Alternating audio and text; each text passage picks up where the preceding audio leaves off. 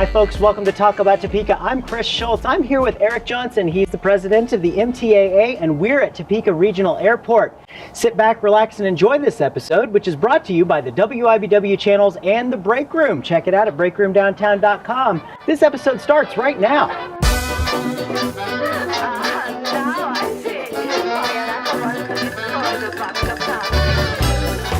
Wow, this place looks great, Eric. It's changed a little bit. It has. I flew out when we had Allegiant here, and it was very dated. And I think you guys have done some great work in here. It was a lot of brown, a lot of orange, a lot of worn out furniture, stained carpet, and we've changed that. Our staff has done a fantastic job, kind of updating everything that we have here. Sure, a lot of the furniture looks great, and it looks like you guys are getting ready for the folks to come in. They're going to be moving in soon, right?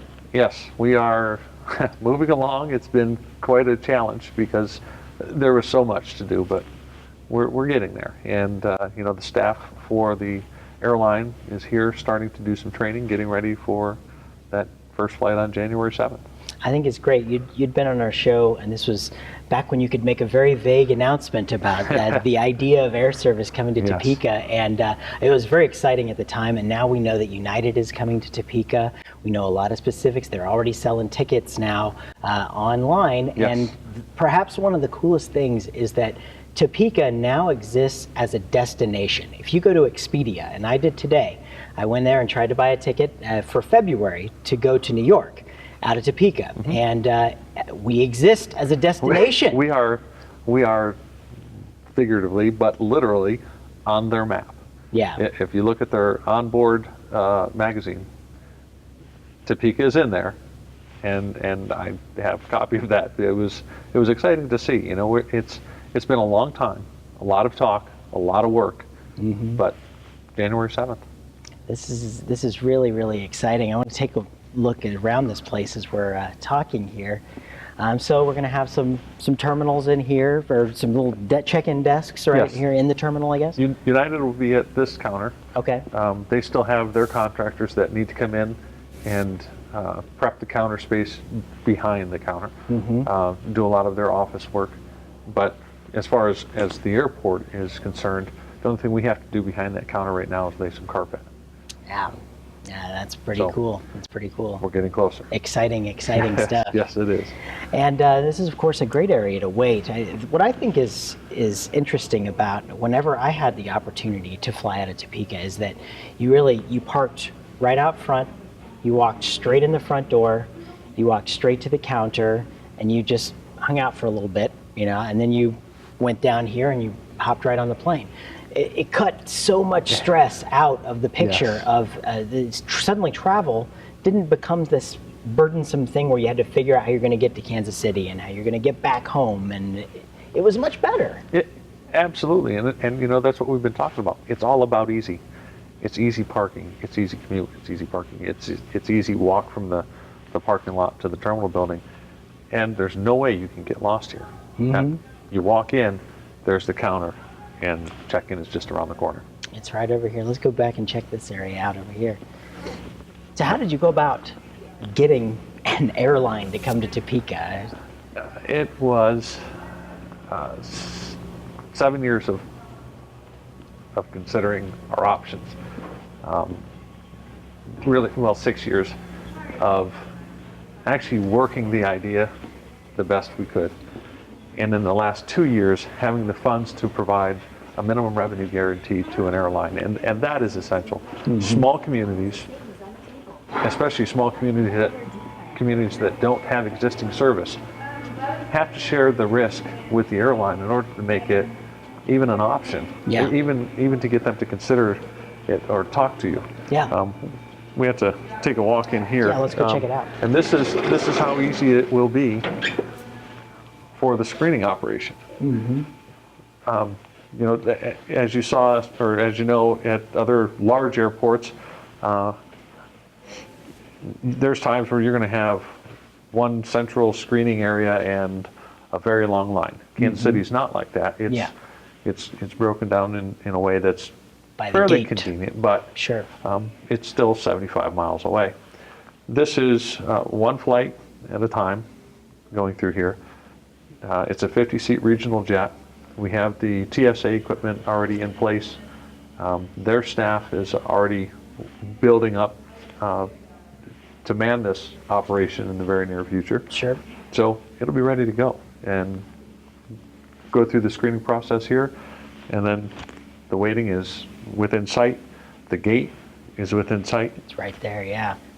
It's all about easy. We're looking at 2 arrivals and 2 departures every day. Yes. So you can, depart early in the morning. You can depart in the afternoon. It really fits the schedule so that when you're going to be using Chicago as a hub, they've got so many daily flights all over the place that you really don't have a very long layover there. Chicago was our best hub.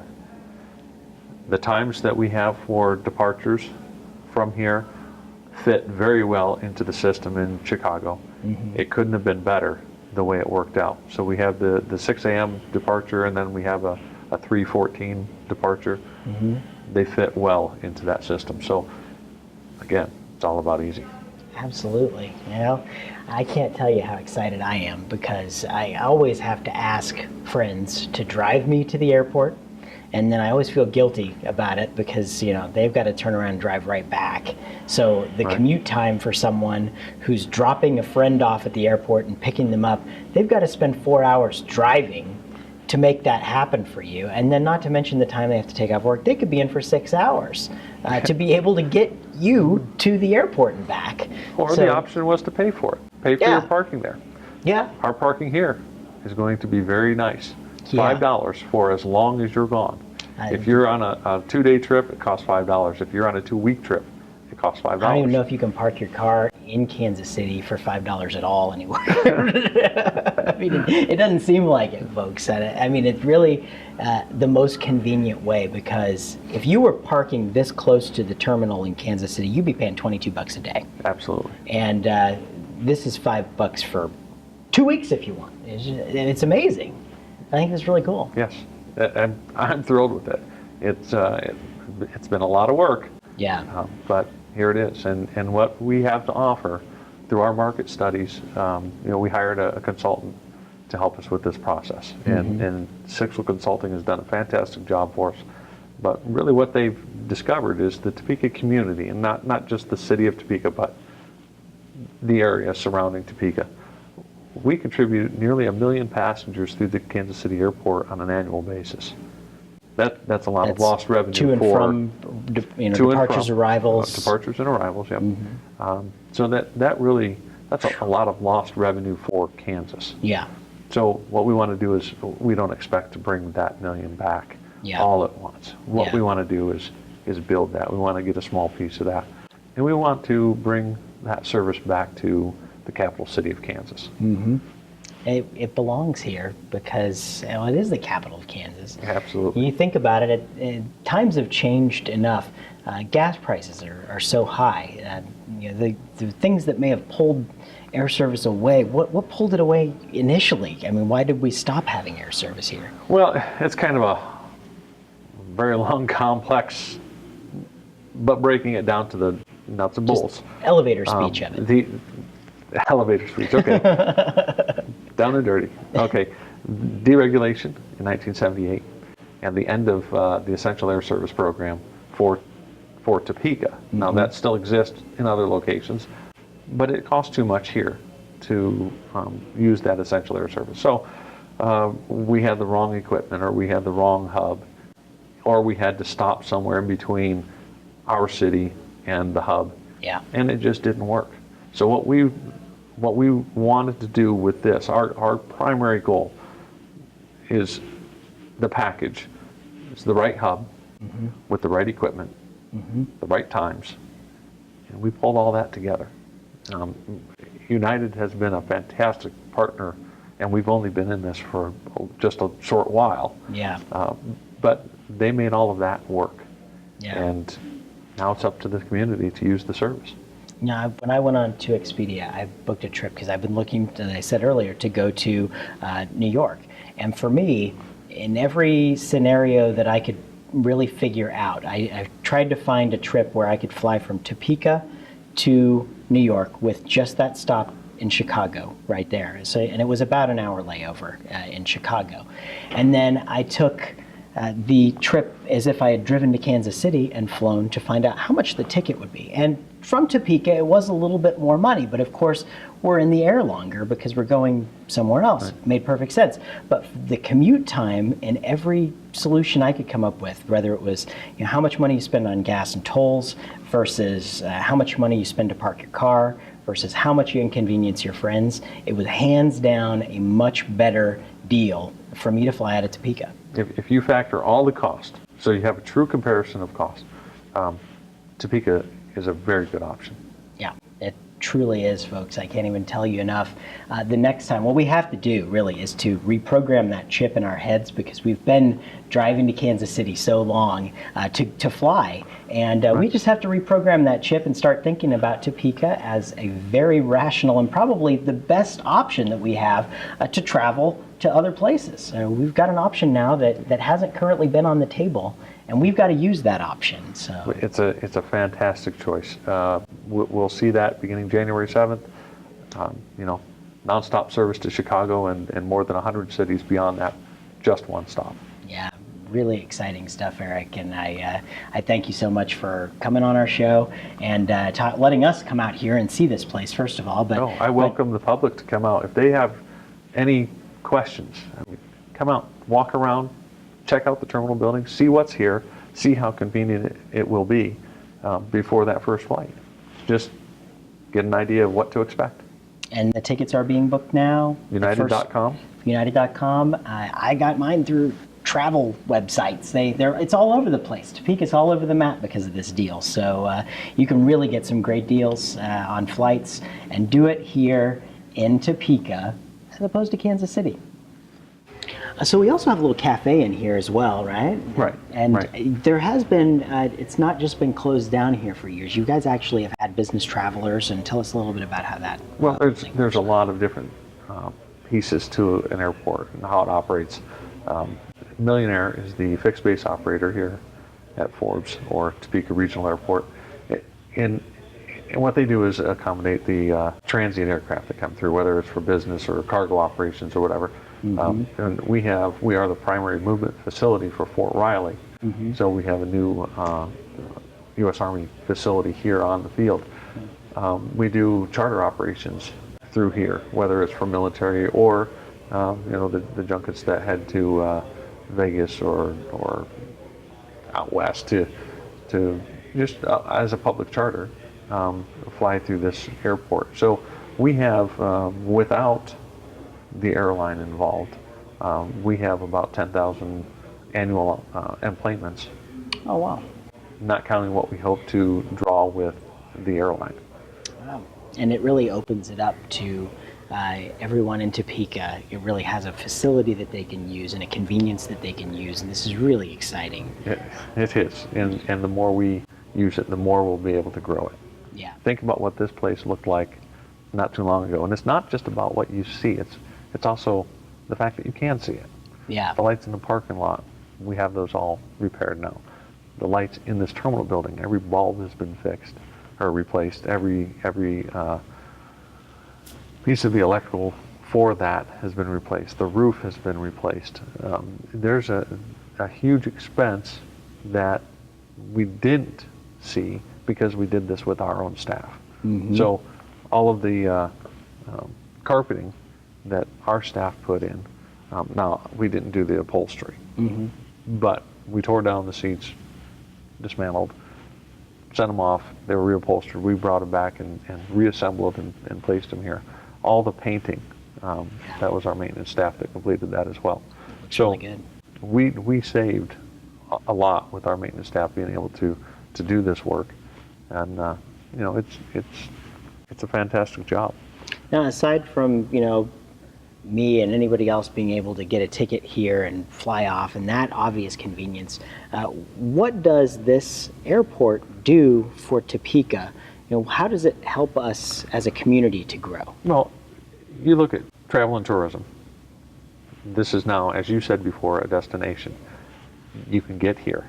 It's not a stop in Kansas City in a rental car for that 75-mile drive. You can fly directly here, which will make the travel a little easier. Once you're here, you fly in on United, you'll have a rental car available here. All of this helps our economy. If you think about all of our Topeka residents or the Topeka area residents, they travel to Kansas City, they travel through Kansas City. A couple of years ago, they part of our market study, identified that we spent $127 million a year at the Kansas City airport. That's the Topeka community. Yeah. Bring that back. And the way we bring that back is what we're doing here. Yeah. Bring the air service back. As we grow that number that we're spending in Kansas City is a little smaller. Well, and I've always And thought what we do here is better. if we're trying to recruit quality employers to Topeka, That's another one. we have to be easily connected for business travel as well. I mean, that's a really important. I met with a new business not too long ago. I asked if there were anything I could do for them. And this is before we made our announcement. The only thing they asked me to do, get air service here. Here we are. Yeah. And that means a lot to new business. That means a lot to all business. Yeah. But to attract new business, this will look very good. Yep. We're a big player, Topeka, so come out here and check the airport out, and then next time you travel, be sure to fly Topeka Regional Airport to your next destination. Thank you so much, Eric. I really appreciate you talking with us.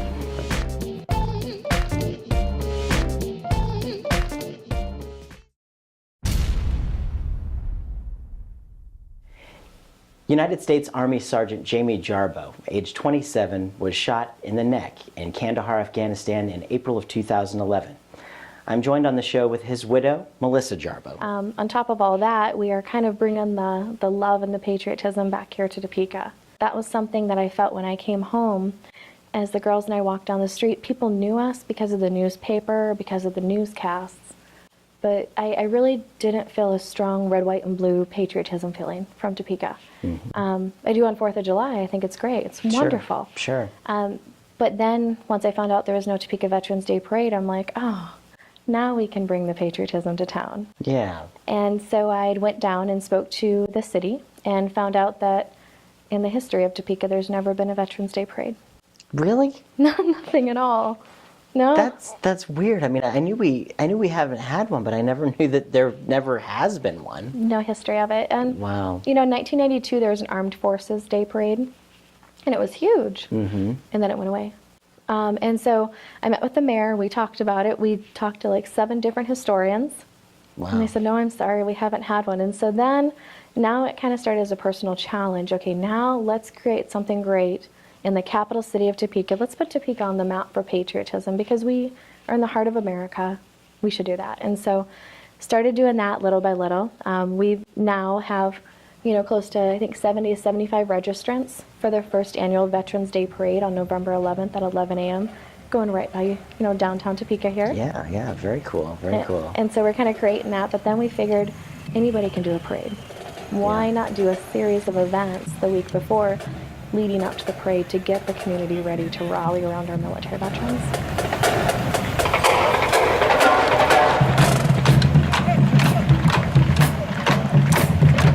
How's it all coming together? Oh, it's intense. Yeah, it's a lot of work, huh? It's a ton of work, a ton of meeting, a ton of greeting, and a ton of patience. You know, just to understand that the economy isn't in the best position. And people, when you walk in, even though Jamie and I went through such a tragedy and we're trying to triumph and I'm trying to bring out the positive things of that tragedy, people are still kind of leery and scared of sponsorship, of donations. Sure. Because what if the Topeka Veterans Day Parade doesn't stay and it goes away next year? You know, that's where it comes down to we the people. You know, we have to stick together.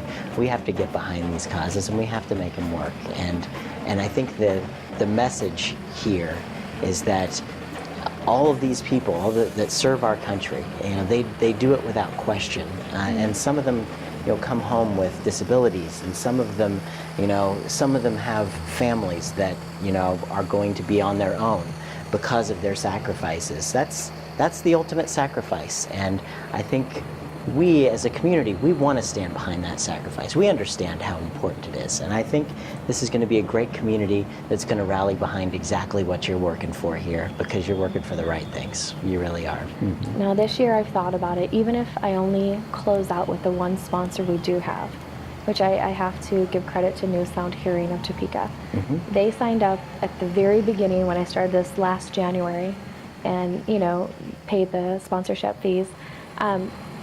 But even next year, if we don't have any sponsors, I'm still going to do my best, and I'm going to do it again. And of course, I'll use my own money again, and just keep doing it because I believe in it, and I think the veterans need it. And I think our Vietnam veterans here in Topeka who were never welcomed home, this year we're going to finally welcome home those Vietnam veterans. And to me, that's priceless. I guess you can't put a sponsorship fee on the debt of gratitude we owe our men and women. Yeah, so those are just a couple ways that we're trying to change the world one day at a time. You have to start to change the world by doing it right here at home. Really? Exactly. And that's what you're doing. Thank you so much, Melissa. I really appreciate you coming on the show, sharing your story, and for working for the Veterans Day Parade and all the events, and just every day your service to help those in need. I really appreciate you coming on the show. Thank you so much. Thank you so much, Chris. What does the Veterans Day Parade mean to you? It means a lot since the freedom that we have. Being in the military for 9 years in the Navy, and being overseas in so many countries and seeing the freedom they don't have, the freedom we have here, this is probably the best thing that happens in Topeka when it comes to the veterans, and especially the ones that have given their life. But you can't do any better than everybody that's come out to the parade. I heard an interesting fact this morning that the military represents about 1% of our population, which means that 1% is actually taking care of the other 99% of us, and all we can do is appreciate everything that they do for us. The rest of us, the other 99%, appreciate everything. I think it's a great thing. It's recognize the veterans and what we went through. And for me, myself, I never did get into wartime, but I learned a lot of things when I was young. I went in real young. And it's given me a good stability life, and it's just good. But as far as the guys, I feel sorry for some of those guys that got their legs blown off and, arms taken off and everything. It just, my heart goes out to them. And, I just think it's a good thing we're doing this. I really do. And I hope we continue doing it, and hey, praise God. All right, well, thank you for your service. Praise God. Thank you. Thanks again to Eric Johnson, Melissa Jarboe, and everyone who participated in the Veterans Day Parade. With the holidays approaching, we're going to take a few weeks off to prepare for 2014. You'll be seeing some of our favorite episodes over the next 3 weeks, and be sure to join us on New Year's Eve for a very special yearly recap. And then, of course, join us for a brand new season in 2014 when we have plenty of surprises for you. Until then, keep talking about Topeka.